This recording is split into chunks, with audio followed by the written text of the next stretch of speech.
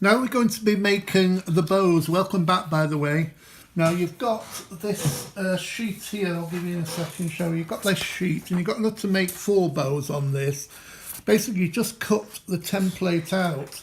Now you could use just any old paper. You could use red paper, which is red both sides. I've printed on a thin piece of, I think this is 75 gram paper because I want it to bend easily and give more of a bow effect.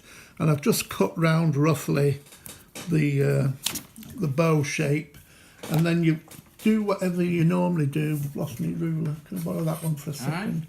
Hang on, let's see the ruler. Oh, I'm having. It's the shandy. It's the shandy. The plastic of that. The plastic one.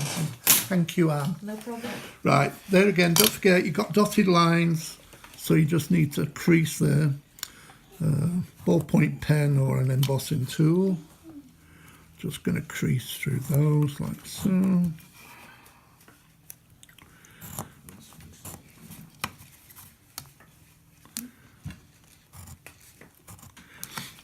then we're going to cut it out.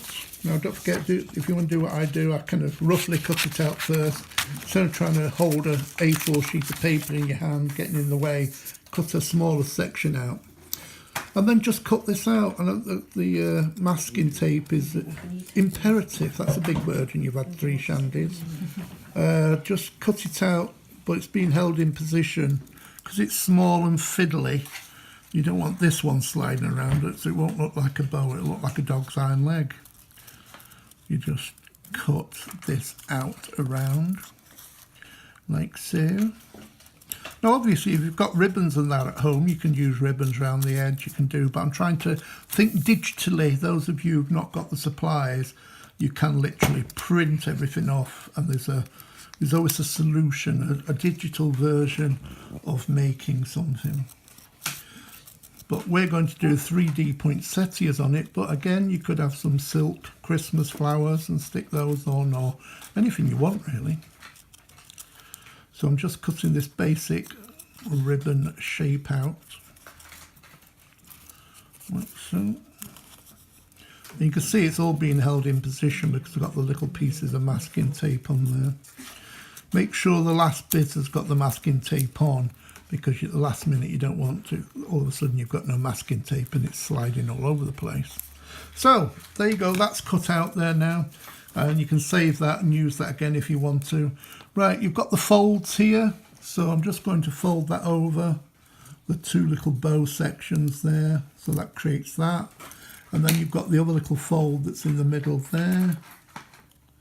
That's going to fold over, and then that's going to fold over there. Let me turn it around so I can see what I'm doing, like that. So basically what's going to happen is that's going to stick on this middle bit, and then as you stick it down, that's going to fold back. So you're giving a kind of that folds in half down where it's kind of half shape, and then you kind of go in the middle there to one side. It's better if I do it, isn't it? And then you can see it's just a bit fiddly. I should have done a large one so it was a bit more visible for you to see, but I'm sure you're not daft.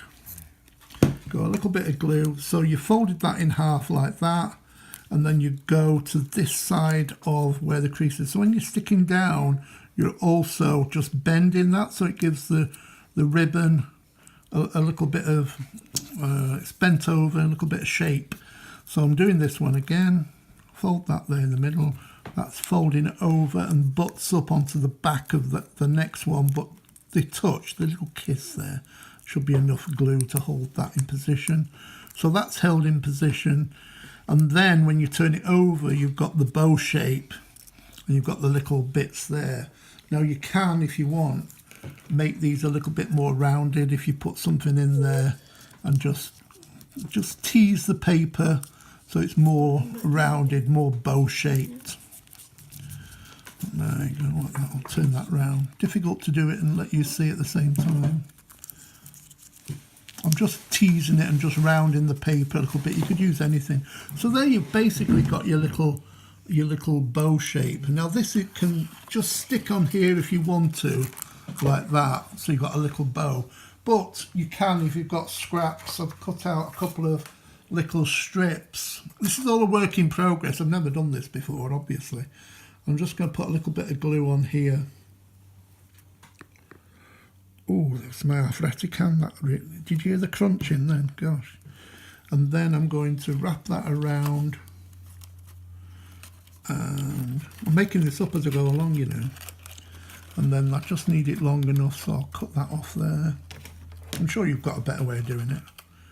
And that's going to go there. Maybe I'll do it that way. Turn it around. Doesn't really matter, it's going to get covered by the... It helps if you've not got fingers like sausages. That's just going to glue on there like that. So you've got a little bit of ribbon going round it, but it's a bit of paper obviously. And then you can take your ribbon and you can just, a little bit of glue on the back, and then that can stick on there. And you've got your little paper ribbon there just to make that, you can choose whatever colour you want. I like to do it both sides or choose paper because you could see the white bits. It's personal taste. Just stick that on there, you can pull that out more, and then that's stuck there. So you get ahead with making your ribbons, we'll get that far and then we'll do the decorating. You alright, everybody? Yep. Yeah. So what I did, there you go, there's some paper you can use up. I'll give you one each so you can take it home. Okay. Oh, you need the designs too. Yeah, you're done now. Okay, well, We'll see you later. There you go, Chuck.